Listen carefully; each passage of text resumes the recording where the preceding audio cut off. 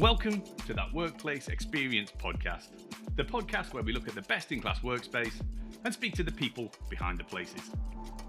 This episode explores Edelman's London headquarters at Francis House, an award-winning workplace designed by Gensler inside a transformed Victorian warehouse building in central London. We're joined by Gensler's design directors Adam Phillips and Becky Spenceley-Kerr, who take us through the thinking, the strategy and creative process behind the project. In this episode, we're going to discuss how workplace design has shifted from obligation to destination, how creating villages of space can better support collaboration, well-being and neurodiverse ways of working, and why the future of the office is less about desks and more about creating an emotional connection, culture and choice. Today we're going to be speaking about Edelman's offices, which you worked on, 2-3 years ago? Yeah, a few years ago it finished now, 2023. It's an absolutely fantastic job, and we talked about it many months ago, and I had to run away because my daughter needed help. But we started chatting about this, and this is a lovely little project. I say little; it's 45,000 square feet, so it's fairly sizable. And what I love about it is there's a really good interview on the Gensler website of all the staff talking about the space, and what we're really trying to capture in the podcast is about what the experience is for everybody. So congratulations on a fantastic job. Could you give anyone listening at home a little bit of a brief about who Edelman are and what they're about? Yep, sure. So Edelman is a global PR agency. So they work with multiple brands, developing their PR story, and then of course there's a kind of a media aspect of as well as what they do to produce that bit of content. So they're actually a client of ours as well with Gensler. So we did have that kind of that shared understanding, that kind of shared goal as well. The that they insight wanted to achieve, yeah. But they're also kind of a really creative organization as well. So it's not just kind of a global entity, but when we were doing the London project, there was very much that how do you kind of become like the best creative agency in the world. And how was it they selected their space? What was the driving force behind them picking it? Yeah, so I mean, it's really I love that question because before you even think about a building and the space itself, so much more happens way before that. So a good year and a half before we even had a building, there was a whole process that started with a culture strategy. So most clients might say, why do we need a culture strategy? So at that time, we were in the pandemic, 2020, long time ago.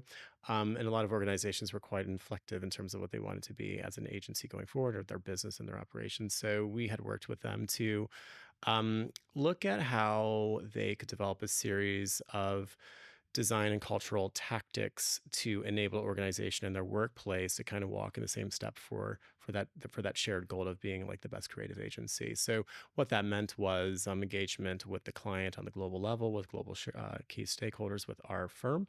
And then what that produced was a document that provided a set of experience principles, aspirational principles that they would need in the workplace. And again, ensuring that there was the right types of spaces that would support the right types of behaviors and the culture that they wanted to become, not kind of necessarily where they were. So we had that bit of documentation first, and then like most architects, we developed a workplace strategy brief, which is really the space bit. So yeah, so we took those bits of information. It was really kind of that prime a point where we had to go and look for a building, and there's much more to that story as well. So I think it's important to note that Adam had a really good relationship with Edelman to begin with, and obviously had designed their previous workspace in London. And, I think it's fair to say that at the time, amazing design, it was very much, I think, where they were at that moment.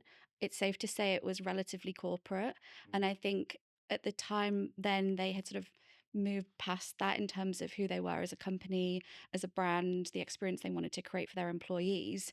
It kind of made way for this amazing brief that they gave us, which was, we want this workspace that feels nothing like a workspace, which is a great brief to have. And I think at that point then, that the whole building selection process, it kind of gave you a whole different lens around what is that transformation piece, coming from going to look like, right? Yeah, 100%. It was really funny because on that aspect as well, they I'd been involved in the previous projects as well, which was literally like right behind where they're currently now, over by Victorian. So they were like, everything we have now, we want the complete opposite. We don't want it to look anything like our current workspace we're like, well, that's a great brief.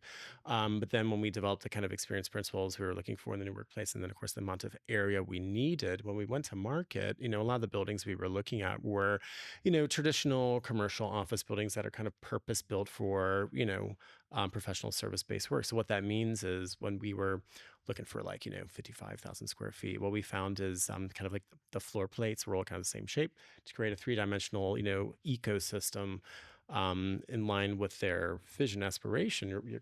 We found that we had to get almost more area than what was required to kind of take out chunks of slabs, so to speak. So when we found the building that had the character and the story and the personality and the different volume types needed to create that ecosystem, it was actually much smaller floor area, but it was in a building that was over 100 years old, 4.5 meter ceilings because it was an old warehouse. So we actually took the formula and we turned it inside out. So instead of finding more area and reducing chunks of slab to create, three-dimensional spaces, connectivity and all that, we found an area with smaller floor plates, but added real estate to it.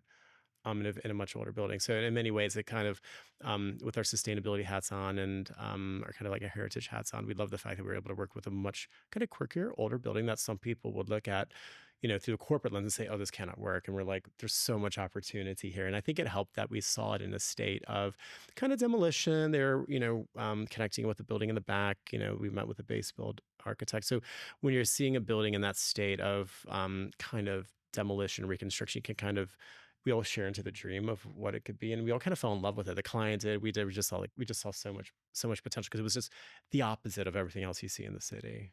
It's amazing when you get a client that really Yeah. can see that vision, because those types of buildings, especially when it's in a shell and core, an old 1900s Victorian warehouse, it was actually a Derwent building. They did a great job initially converting it. But it's really great when you have a client that sort of sees that vision and aren't scared off by it. And it gives you an amazing sort of palette to work with to start when you start, developing the interior and the design. And I guess it's that you've got an existing relationship. There's a lot of trust that you've already got there. And I guess as they're evolving as well, they've probably got a bit more confidence in themselves, who they're about, and your ability to deliver that. Yeah, well, it's really interesting too, because again, they had this kind of perception in the marketplace with their clients, but then this was an opportunity to really kind of dial up a different sort of kind of narrative of what they wanted to tell to the business community of who they are as an organization, a creative organization. That's PR. They do media, they're creative, and then your physical workspace is so much a manifestation of that, right? And how you feel and what the space communicates is such a big part of that. So this was a complete metamorphosis from where they were previously. Even other locations in the States that my colleagues in the US offices have done, this was completely different. And again, I think what was really important here was that what was essential is that they wanted to change they want to change the way they kind of engage with their clients, how they engage with each other, kind of get blending of different business groups together. So there were some bold decisions made as part of that transformation, with not assigning, I can go into those details later, but I think what was really quite bold was that they had an entire floor that they want to dedicate to client areas. So instead of it being like a front of house, back of house, everything was really quite blended with how we went about it. So talk us through the space itself, the building. Where's it located, and how many floors? How do you enter, and how do you go through? What's the experience you get from the street? Yeah, it's really interesting because it's very much kind of an old warehouse type building. So there's one entrance, there's one kind of main stair, and one lift that connects all the floors. So there's three main floors. And then there's kind of a little portion on the ground floor, and then there's like a little attic space that you access through this annex portion of the back. So most people, when they look at the floor plan, it looks like three compartments all kind of connected by a central core. So very different from a typical commercial office building. We have a giant square floor plate, a different open floor. It's very kind of, you have these different departments. So when we thought about it as a series of different compartments on each floor, and then looking at the overall stack, what was really important was, I think, we had to take the stack and kind of make sure that there was a destination throughout the whole building. But then on each floor, there was a little micro destinations. And we wanted to create a sense of zoning that was really about energy. It was about emotion. It was about how you felt, because the building itself, the characteristics of the volumes, you had double height windows on the front side, double height windows on the back side. So the interior environment, it was so dramatically different from a typical office, with like some areas having tons of natural daylight, some areas that were a little bit more kind of, darker, kind of quiet. And so we kind of put that through the lens of people and personality. Like some areas are more introvert leaning, some areas are more extrovert leaning. And that helped us to kind of create like high energy social spaces to lower energy other areas. And so we kind of really had that human centric lens around the stacking and the zoning of the space. It kind of made sure it really worked and it all kind of felt connected, but also very different as you navigated each floor and the building. I mean, it really naturally lends itself to all these different types of function that needs to happen for them as a company. So even when you go in and you see the way like the meeting rooms are designed under the mezzanines, they're all actually pretty low ceiling heights, but they feel really cozy and intimate spaces. And they're great for those sort of gathering type activities. And then, as Adam said, on the front side of the building, you have these incredible double height, old classic Victorian windows, and that's where typically more of the sort of co-working community spaces are located. But it has this, I think it creates this amazing feeling of it's dynamic yet cozy at the same time. It's quite special and unique in some ways compared to most workspaces. Um, but as Adam mentioned before as well, the ability to build these mezzanines as well, which weren't there, which literally added on, I think it was maybe 10, 15,000 square Yeah, it's feet about to the whole project, 15,000. Yeah. which from a business case is Yeah. amazing. Yeah. So yeah, there was some really great architectural interventions that the Yeah. team made as well. Yeah, it was really funny when we were exploring the space. We did a lot of mapping and zoning, experiential mapping of the space, and like what does it feel like in these different areas on the different floors. And with the double height spaces, we had to build in mezzanines to make sure that we had functional spaces to support the business, like meeting rooms, team rooms, and all that sort of fun stuff.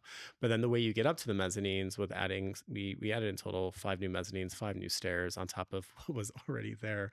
In many ways, these volumes and spaces, it started to become almost like it felt like a village, right? Like, if you go through a Mediterranean village in Greece or even parts of, some of the hill towns in Italy, you kind of walk past an area and you see people up above in a window, you're waving, and there's a sense of this kind of like village culture that was being created. And so we actually called it the village as part of our concept of the space because everyone kind of co-owned the space, but then you were kind of almost, in some areas, kind of forced to interact with people because of the way it was designed. But then in other areas, like when you're sitting on top of the mezzanine or underneath the mezzanine, again, these kind of biophilic patterns of, peril and moments of awe is like you could hear what was going on, but you weren't in the conversation. So it's like you could be at the party and still have a conversation off to the side of the room. And it was like that in some of the volumes as well. So it was important that it didn't just have spaces that were adjacent to each other, but it was the acoustics. You had areas where it was intentionally more vibrant, and areas where it was intentionally, like Becky said, when you have these kind of almost cottage scale meeting rooms under the mezzanine, you in there, it feels like you are like in a cottage dining room or a cottage snug, and it's Mm. the acoustics are like you can't hear. There's zero reverberations.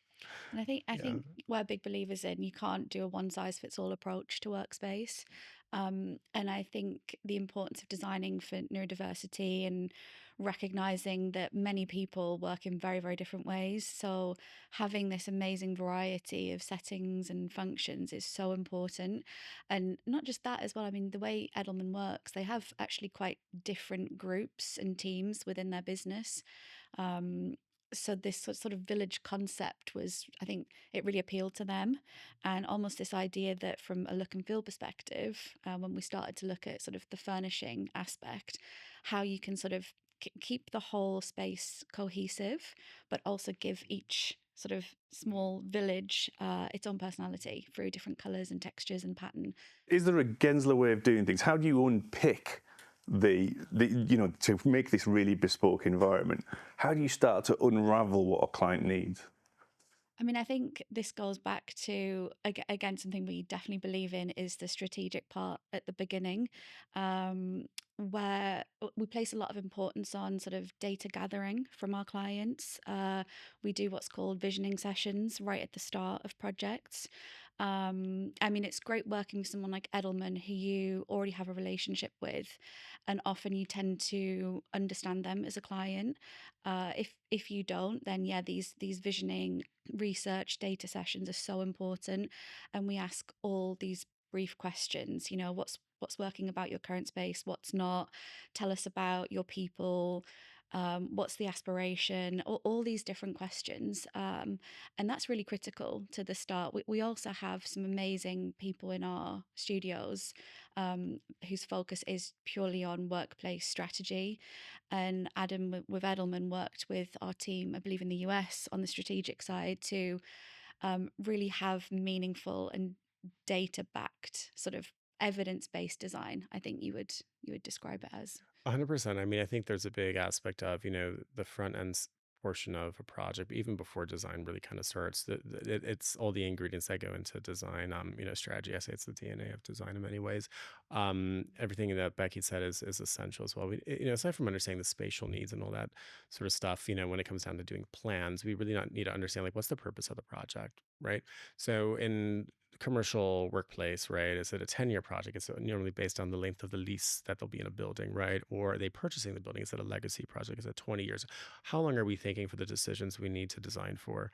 And what are you trying to achieve as a business? Because at the end of the day, in workplace, we're dealing with a business. So there's a lot of factors that go into, the dialogue that we'll have, so we know that we're actually designing for, right? So for some clients, the move to a new office might signal a transformation. They might be changing the way that they operate. They might be making or creating new services that they're taking to their respective industry, right? What is the actual reason for the office? Are they just growing or are they shrinking, right? So all that kind of comes into play before we really start to kind of put pens on paper. But it's important to capture that in that early stage visioning session, that strategy session. And again, we work with we have strategists in our workplace studios who we work alongside with to kind of unpack a lot of that. And it's really important just to really kind of see like where do they want to go? Do they want to be a differentiator? Do they, the office is so much a catalyst for trying to achieve their bigger, wider, fuzzier goals. So we try to make sure that we can, if they come to us, usually hopefully it's because they want to do something transformative. So there's quite a lot of little elements here and there you've left us just stressed that I really like, pops of colour here and there that really keeps the character. When you get buildings like that, it's amazing as a designer because you can just, leave things exposed. You celebrate the structure. I mean, these beautiful concrete columns, the brick walls, the concrete ceilings. It really is amazing. The more you can sort of leave as is, the better. We don't have to spend money covering things up. And then being able to sort of layer on top of that. I mean, my approach definitely when it comes to sort of that furniture selection and specification is very much a layering process.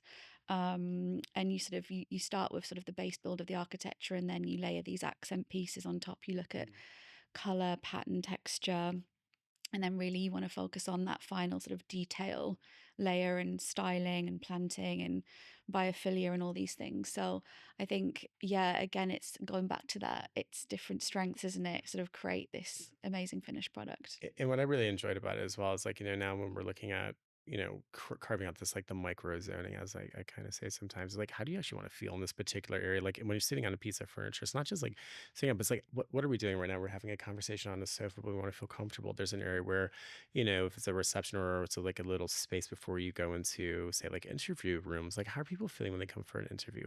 They're nervous. You need a place, you need just a moment to decompress, compose yourself. And so the furniture, the color, the tone, how it feels, all plays into that emotive response you get when you're there or sitting on a piece of furniture. And that's so important to get that right, especially in a workplace environment where, as I just use interview as an example, but if you have an area where it's adjacent to a work area and it's meant to be like touched on, but informal working, well, what makes it feel informal?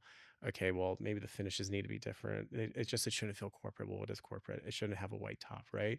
So all of that is so important to get right. And as Becky said as well, it's like it all links together to like the wider ecosystem that's being designed for on the interior. But if you get the furniture wrong, we've all been there. Either you remember what you love and you remember what you hated sitting on in terms of chairs, right? I always remember like the best chairs and the worst chairs. The in between, yeah, not so much. At But the end of the day, the architecture can be amazing, but really what people care about is what you touch. Yeah. So it's that those experience in tactile the moments. space. It's all about focusing on that human-centric experience, what needs to happen in the space. So that's really key. If you have a chair that doesn't work, then people aren't going to come to the office. It's right? amazing the things that people complain about that you think is not going to be an issue. So Yeah. very, very I important. think a lot people underestimate your gut instinct to things as well, or your first reactions and how important that is. You know, if you're going in, you feel slightly uncomfortable for some reason in the subconscious mind, you're never going to use that meeting room again or whatever, and it comes back round. Take us up floor by floor, because I know there was like a specific client floor, isn't there? And then I assume there's a sort of more breakout space, and then the working floors. Take us through floor by floor from the ground. So the ground floor is a really funny, is it kind of a quirky space because when you come in off the street or in this very kind of, kind of a small reception area, there's a bike store right off the right, and that's where we have this amazing super sofa, where everybody kind of sits and congregates. This beautiful blue sofa that Becky and the team had worked with a client to achieve, and then from there you have this kind of weird annex that's off to the left. It's like disconnected from the main stack.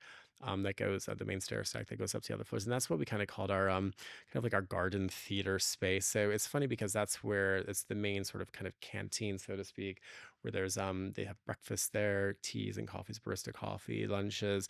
But we also design like as a mini theater because you have a mezzanine in there, and there's a giant backdrop. So if they have events in the evening or lunchtime presentations, it's held there, smaller capacity, but it's very disconnected from the rest of, say, like the office floor. So that area we were kind of enticed by like Covent Garden as a part of London where you're connecting, so there's fresher colors and all that sort of fun stuff.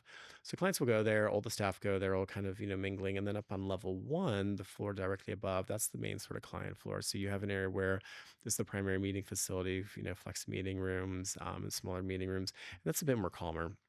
The palette's a little bit more neutral there in terms of the timber and the use of some of the fabrics for the acoustic panels. And then over on the other side of that floor is where you'll have clients that will be there. They might be working together, desk sharing, kind of working through problems. There's a series of meetings as well. Again, you have a great double height space with circular stairs going up to the mezzanines. On level 1, as you kind of navigate each of the floor, there's an area on the back where you walk down or up a couple steps. That's called the annex. That used to be a separate building. So on this floor, the client was keen to have kind of like a dedicated lounge, a client lounge where they could do dining, entertaining. So there we kind of did more of a traditional kind of co-working dining space with booths, and there's a really great wall on the back with like some kind of like liquid kind of gold wall covering. So again, we see that as a focal point. You kind of know where you're in the right place.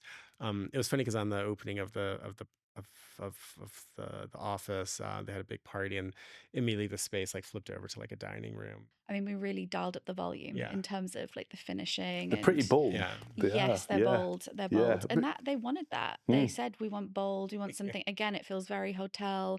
We took influence from sort of the standard Soho House, kind of this eclectic style of settings. And we have these beautiful, Moroso furniture pieces with these incredible patterned fabrics. We have these gorgeous vintage refurbished pieces that we actually selected. So yeah, artwork, accessorizing. Yeah, we really were bold. I mean, all the rugs that we have in the space, they're completely custom designed that we designed. And I should mention the furniture practice who we worked with specifically. They're amazing. They're obviously furniture consultancy. They're very design led, so they completely get the direction that we're giving them. But no, they were fantastic and really understood the brief that we gave them, and they really helped us find a lot of these pieces that really kind of make these client areas so special. It was really fun. Like when we were looking at when it came down to like furniture selection, like we knew that there were areas where there was like a little social touch point on each floor. It had to be something like a big super sofa. We weren't sure what it would be, right? And so what we liked was like this bit of like furniture reuse. They had some heritage furniture pieces from the old office that were like that needs to come with us. It's still in really great quality. And also some of it's a bit kind of talks to the kind of the founders of the agency in London, which was. Don't quote me on this, but there were some pieces that were a bit mid-century that came into the foray, but then on some of the vintage pieces there was like that really amazing sofa on the ground floor. It was just like cool, just like really cool 1960s, then and I think a lot of that spoke to kind of the years of like Edelman in London from like kind of 60s, mid-century, like 50s, 60s, 70s. 25% of all the furniture in the space was reuse or vintage, which is amazing from a sustainability and a storytelling perspective. It really does layer in this sort of character that matches like the history of Edelman, but also the building itself. I mean, the process of selecting the vintage furniture is amazing. The client actually ended up going to the Netherlands, and there's this amazing company called Morentz, and they have this like vast warehouse full of vintage antique pieces. And yeah, the furniture practice went with the client, and they selected all these pieces that we then had refurbished, Yeah. reupholstered, repaired, and they're just so special. I mean, they're literally like, they are unique, so they're actual talking points when you're in the space. So that combined with the reuse from their existing offices, I mean, they had some amazing like Eames lounge chairs and other Shit things. lounge, Like, yeah, of course we're going to reuse those. I mean, I've noticed actually with this, even though the floors are all slightly different, the way it does connect up with the furniture use, it does speak the same language right the way through, which is really nice. Yeah, I think it was like funny when we were chatting about level one, which is this client floor. Everyone's kind of co-working together, both brand teams and corporate teams. But then when we got to level two is that's where there's a creative studio. So that was quite a different floor. And so we kind of, when we were going in the design concept stage, I was like, well, if you took all the creative neighborhoods in London, put them into a blender, like what kind of colors come out, right? In terms of like hard materials, soft materials. And so we were kind of, pulling in bits of, kind of like, Brixton, Hackney, Peckham, and so there's this element of kind of like grit and rust and neon. So when we did that floor, it was funny because I was mostly kind of created teams on that floor, but then we had created this kind of on stage, off stage moment. So what that meant was there was like, if you were to have a kind of a town hall, in the building, where would that be? And this was when we were looking at the strategy. I was like, well, instead of having like one giant space where everyone's connected, it wouldn't work in that mold of a building. So instead, it was like a decentralized approach. But on level two, it was where we had like the biggest screen and like a massive curtain. But then that floor was quite fun because when we were doing the surveys, when the contractor was appointed, we realized, well, we can't actually extend these mezzanines out because of, dimensions being different than we thought. So it meant that we were able to create this like double height meeting room. And then they found that was actually great for doing pitches in, because then you go to a pitch and you come around, open up the giant curtain, here's the reel, right? And so that's actually an area where everything's on wheels, and it could be cleared out, used for town halls. When Richard Edelman's in town, he's giving talks there. They do their mixer there with DJs and all that for us, sort of fun stuff. But there, we were picking up kind of like stronger, deeper tones. We did like a little circular metal like light feature. It's like a little nod to the gas meters that you see like around East London, all that sort of fun stuff. But that was a bit more of a kind of a bit more kind of an edgier floor in terms of the color tones. And I thought, just kind of coming back to the color sort of mapping across the floors and the energy, it was really important that there was variation per each floor. So instead of like, this is the blue floor, this is the red floor, it was all wrapped, the color mapping was wrapped around the kind of experience of different kind of London neighborhoods without saying this is the neighborhood. So that was a very different approach, that it felt different for the type of kind of general inherent atmosphere that floor had. Then when you went up to level three, you had these kind of like, old kind of like factory skylights. We're like, well, it's a bit kind of fresh up here, right? So that was a bit of a nod to some of the royal parks and adjacent parks. You have Green Park around the corner, Hyde Park further afield. So on that floor, we brought in a strong use of, green. There's some like leather belts, for light fittings, which is a little nod to Horse Guards Parade and all that sort of fun stuff. Not anything naughty. No. But it was like, but all these things kind of create like these little fun jokes. You walk around like, yeah, it's Horse Guards Parade. But, again, we like to have a little bit of fun and nuance and the quirkiness, when you're working on a great project like this. And it just, yeah. And it does feel great when you step onto that floor, because it feels, that floor in particular, it feels a bit more of a departure from the rest of the space, because you do have this amazing natural light coming down, and then we'd sort of woven all the planting and greenery high level between the structure of the building, which looks amazing, feels amazing. So I think, again, this sort of talks to the ability to sort of choose your favorite space to work on a daily basis. If you want to be in that sort of light, airy, bright space, you can be. If you want to go in a moody space and with a low ceiling and feel cozy, you have the ability to do that. So I think that was like a very conscious decision, how we can create that differentiation throughout. Yeah, and especially because like at the time that the project opened, the space went around 2023, beginning of 2023. The organization, the business had, had to leave their existing office, went to go work from home, and then they went to, a catered office space. So what was important for like hybrid working, reason I'm telling the story is, in some of the meeting rooms, it was intentional that in some of the open, kind of semi-open meeting areas, was that we had like the screens and the cameras facing, like, facing where people were working, instead of being on a wall perpendicular where the glass was for confidentiality. We did the opposite, so that way people could see like, oh, well, oh, there's Becky. Oh, okay, she's on a call with, so and so. No, and everyone could wave, so you kind of feel that visual connection to the culture, to the business, even if you're working remote. And that was really important to do that. And so on some of the mezzanines, on like level 1, for example, you can pull the curtain closed, and you can have a bit of a workshop. But then there's a table for like 6 people behind, where the team could be sitting there. So if you have a hybrid team of, say, you're a team of 20 working on something, some are in another location, some are in London, you could at least see them.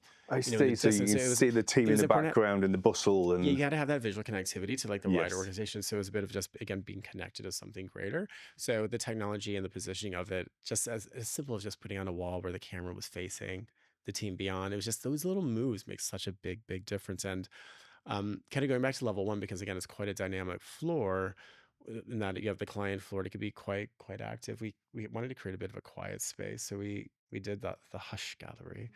So it was a bit of a calm place, a quiet place. It's all like kind of in baby blue. Baby blue. Again, like building color palettes it's not just about aesthetics and what kind of looks trendy. It's very much about um understanding the science behind color and how it yeah, the affects the emotional human connection to the brain. space. Yeah, 100%. yeah, And we picked the sort of the blue color because that's been proven to actually lower cortisol in the brain, so it reduces stress, it calms I need a bit of calm yeah, we all need a bit of that. And we did these beautiful like tonal palettes. So there's like little touches of green in the furniture layered with the backdrop of the blue. And so another thing that we do really focus on is like actually what's the psychology behind this. It's not just, again, what kind of looks pretty. We should talk about the attic. So it was funny because when we were looking at the plans, doing the test fits, we're like, what? There's a stair? We don't know. And it was much unbeknownst to us, but there was a floor like above, a floor that we didn't know that had existed when we did the initial test fits. There's an area that we dubbed the attic, which was, you had to go through level 3, and it's up a stair, and it's there, and it's like, and you went up there. It was funny because during the initial site visits, it was like, ooh, wow, there's a pigeon, there's a squirrel, maybe like that. But it was quite of a wild space. And then we're like, oh, this is like, like you remember, like when you're a kid, if you like sneak into the attic, at least, I mean, when I would sneak into the garage attic, I would be up there for hours, right? So it's like, it's kind of like, you kind of go there and you kind of like, you can kind of get on and do something different. So it was like a space you could escape to. And I'll go over to Yeah, Bex. I mean, it's literally it's the top of the building. It's literally like an attic space. It's not very big, but it kind of is this sort of hidden secret little den. moment. Yes, very much a den. And it's great because it's a really cool amenity that we've designed in for them, and it's this space where you could have kind of speakeasy drinks after work. There's a little bar. There's these really gorgeous sofas and armchairs that we've curated. You could go and play games up there or whatever. Really, it can be used how you like, but it's very much that space where it's not really about work. It's about socializing. It's about that escape, again, like great for well-being, giving people a variety of things that they can do. So it's a very fun Yeah. space, I would say. Yeah, no, 100%. And I think it was also as an area where if you say you just have to get something done in like 2 hours, right? There's a couple areas like the attic, some of the mezzanines on the ground floor, and a few other parts of the building where you can go there and just kind of do what you need to do, right?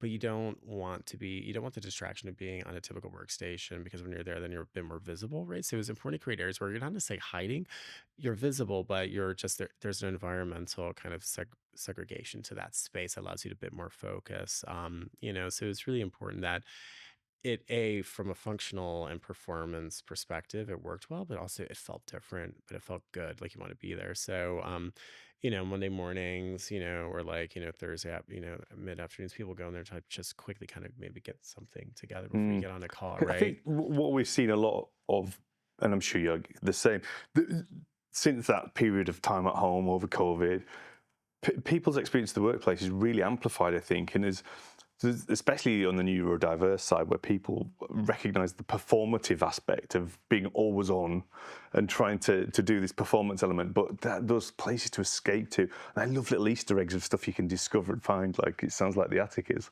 The sense of home is so important, and what we say now is the workspace should not be an obligation, it's a destination.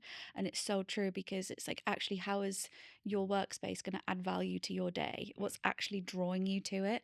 A lot of these companies are no longer, dictating a 5-day in the office policy. It's very much flexible, which, we're seeing often the highest performing teams have that level of flexibility built into their work week. So I think designing all these spaces that give users the ability to sort of have that sense of belonging and coming together, the cultural piece is, again, it's so important. Yeah, I couldn't agree more. And I think what's really fascinating too is if you look at like what employees or always complain about the office, they've been the same relatively three things since the 1970s, right? It's the temperature, it's acoustics, and sometimes it's lighting, the lighting. So those three things are often experienced very different from person to person, right? And so what people love about working from home is they could do something as simple as opening a window, right? This building, when we found the building, they had operable windows, so you could actually open the window for fresh air, right? Some people like that sense of that sound of the environment. So that's something to allow that bit of flexibility in open workspaces. It's impossible if you have 100 people on one floor. So it's important to ensure that you do, if you do like choice based work settings for activity based working or agile working, it's essentially kind of get the formula right so that it works across the whole population of your business, right? How they experience space. And so that then also extends to inclusive design, neurodiversity. And so sometimes to create that on a single 40,000 square foot floor is extremely difficult and also be very, very costly as well. Whereas, when you have certain building types that are maybe they're originally designed as a warehouse or, factory or I don't know, storage facility. Um, but if you have a bit of variety in the volumes, you could actually carve those types of experiences and feelings out of it more cost consciously, I think. So I think it's a big like, I think what do you want to say? It's a big advocate for basically like kind of saving old quirky building types that I think they serve more purpose than just typical. Yeah. Yeah. And I think there are really smart ways you can design around that. And like for me, it's this ability to personalize space on an individual level is honestly the future. Um, and Adam talking about temperature, lighting, we might use the same exact focus room, for example, but I might want to really dim the lights and just maybe I've got a migraine or whatever, and I need to just focus. So I'm dimming the lights right down, I'm changing the temperature. Whereas Adam, actually, maybe you're on a call and you want to increase, the lighting and adjust that. So I think there are smart ways you can adjust one single environment very cleverly through technology and other things that we're always trying to build into, like space design. Yeah, 100%. I mean, I think especially when it comes when we talk about wellness and well-being, right? They're not two different things, right? And I think it's really important too that people are like, oh, well, we're gonna have a gym we're gonna bring in a gym. So now we've had the element of wellness to the Tick. workspace office, Yeah. tick the box, right? But it's so much more than that, right? It's like being able to have a sense of control over the environment from lighting and temperature to being able to have a series of finishes that work well for all parts of the population. So because everybody experiences space very differently. So for some people it's like just being able to have a window that opens, or some people work really well in a place with ambient noise. Some people need zero noise. So yeah, it's a very different kind of workplace landscape now than it was before. But again, there's no one size fits all. And we were even talking about this the other day, like with lighting. Like lighting is so important to get right. To try to do like an open floor plate that works for everyone doesn't really Satisfy work. all And those needs hard, yeah, yeah. yeah. And like for Edelman, for example, we generally the light levels were, we made sure that it worked, but then there's a task lamp. Everyone has access to a task lamp, and then all the enclosed areas, they're full dimming. So again, allows that bit of personalization. There's areas where, again, if it's a sunny day like today, you may just want to go and perch out by the window and you turn the blue light down on your laptop. So I think again, it lends itself to that bit of flexibility versus being in a totally single controlled environment where the lights are just stuck on 4K lighting all day, which is a bluer light. Some people get migraines. It's like there could be negative health effects associated with So some can of I those. ask, what are your favourite spaces in the building that you've created? I mean, there's several really great fun spaces. Particularly like on level 1 where we've got the old sort of garage door shutter and the big collaboration space where we had a local artist come in and actually do this amazing mural on top of the shutter door. It's an amazing double height volume. We did the really fun pink, orange, green, big collaboration style table. And just whenever you go in that space, it just feels so dynamic. It's always packed. Like this office is packed, by the way. It's like, it's a very popular office. I mean, most seats are taken. And it just feels like this amazing kind of juxtaposition of this very quirky, edgy, colorful, artistic layering with this like beautiful old historic building. And I think there's quite a lot of moments like that in the building itself that for me are, yeah, really special. I'd want to sit there. Yeah. Call me a nerd, but I mean, I do like the Hush Gallery. It's on level one. It's the level one upper annex. The reason why is because like when you go up there, you do get this vantage point of all the different mezzanines on level one. It almost feels like this weird sort of like almost like a Piranesi type sketch. It's like there's a lot going on, right? You have the columns, which again is so much like this archaeological site of what's been battered and left. But then you go up to the Hush Gallery, and it's like it's calm, it's simple blue. We have the ornate molding that we painted white, and then you just go into like a bright blue alcove, and you can kind of perch up, and you can kind of see what else is going on. You know, What you're going to say, the client lounge, because I love Adam's the. bougie. I You'd be sitting next to that metallic wallpaper well, I and do that. I would, that as well, well. This is directly beneath. It's directly underneath it, right? I can see it. No, You because can shop and change between the two.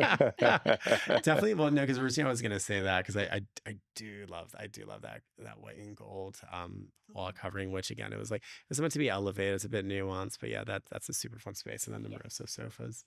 So I mean, those are your wonderful favourite places, and it did win the Mix Awards Workplace Interior of the Year. But the big thing we love on Workplace Experiences, what did the client get out of it? What was their experience, and what change have you given to them as a business? Yeah, so I think it's been quite profound because I think after the space opened, they had to densify it after like 3-4 months because the return to Just to office too was so successful. popular. Yeah, Brilliant. so popular. So yeah, definitely. And they wouldn't mind me saying this, but I remember we actually won another small project after Edelman because one of their employees when they went home to to her boyfriend, she was raving about her office, and his mom was like, oh well, where do you work? She's like, Edelman. And then she called us and brought us in for an interview. And she's like, well, anyone who has someone who's Gen Z who loves going to the office 5 days a week, they must have done something well. I want So some it's of that. been, yeah, it's been quite, Yeah. great. That's And so nice. that was another fabulous project to work with, another amazing business leader. But yeah, Great compliment. yeah, it was a good compliment. It actually did shock me just how popular the office was. Yeah, I was like, oh gosh, do they have enough space? yeah, Because it is just so, it's great to see. They've got a very young workforce as well. Like to Adam's point, often it's quite surprising to see so many of that generation actually wanting to come into the office. So that's a really nice Yeah. feeling. I think as a designer, when you see that and people are like raving about the space, it's great. And also Yeah. when we've shown like other clients the space, and even I think the thing is like I think the real test is like when you have to show your own leadership around the office. So we've shown particular our co-CEOs around the office, and when you do that, and then they're like, wow, everyone's actually using the office as it was intended to be used. Like people, their laptops, feet, whatever. And I think that also just are like. That just it feels great to know that like so you will design a space to be used and intended a particular way, but it's also they're living it like that. So Yeah. sometimes it doesn't always happen, but I think also again through the change management, and all of that process to they had to kind of train how to use the space, their behavior, their routines change, their patterns change, and one of the quotes from the video was, "Doesn't change what they do, but it kind of changes like how they do it." That's right. It's a great Yeah, soundbite. They you haven't know? changed what we do, but it definitely changed how we do it. Yeah. That's a great compliment Yeah. again. So, and I think there is that change management aspect. I think I was speaking to huge, Jane Clear about that a while back, and there's this expectation that you plug somebody into a new space and they'll all use it how you plan it. But it's managing that, and I guess it's the big part is understanding what people need in the first place and being able to give them what they need. Yeah, exactly. I mean, architecture is, it's creating a series of interactions, whether it's public, private, or whatever, it's in your home. So I think it's really important to kind of get that right. So, even when we did the old office, it was, you could intentionally design circulation so that people bump into each other Mm. in a safe Mm. way, Mm. right? To break Not down in a silos, non-violent right? way. No, Yeah. exactly. Like connecting, the finance floor to the creative floor, get those two groups to talk to each other if it's whatever the business type is. So I think it's really important to kind of, you intentionally will make these design moves, but then we say, the building, the space has to perform with the business, much like designing a car. It has to do more than just go A to B. So it's quite gratifying when you hear when a project's been successful, and then the heads of business come back and say, "Well, we've had a higher, we've actually won three more clients because of this." Like when you get that kind of feedback, you're like, "Okay, great." How many times you get on a call or you go into a room and like you can't even get the technology to work, right? Or there's so much background noise, or the lighting hasn't been designed, and you've been on calls with somebody and like the overhead lighting looks like a runway, runway 2 at Heathrow. So it's not. You also, like, when you're communicating virtually, you want to look good on camera. It's the same thing. So like being able to go into a phone booth, we were doing this, post-pandemic, but you kind of, when you go in there, you want like Sky News, but then when you're off camera, you want it to be relaxing, you want like a living room. So it's important to have that duality, right? Mm. And what's your learnings from the project? What would you take onto others, or is there anything you'd have done differently? The big question. Learnings is an interesting one. I mean, for me, it's about when you have a vision at the start of a project, stick to it, be bold, don't let anyone steer you away from it. Stay true to like the mission that you're trying to deliver for like the client and the user's going to be in the building. And I think Edelman's just a great example of that, honestly. That was really interesting, guys. Thank you so much for your time. What a great place to leave it. Thank you, Dan, for having us. Thank you, Dan.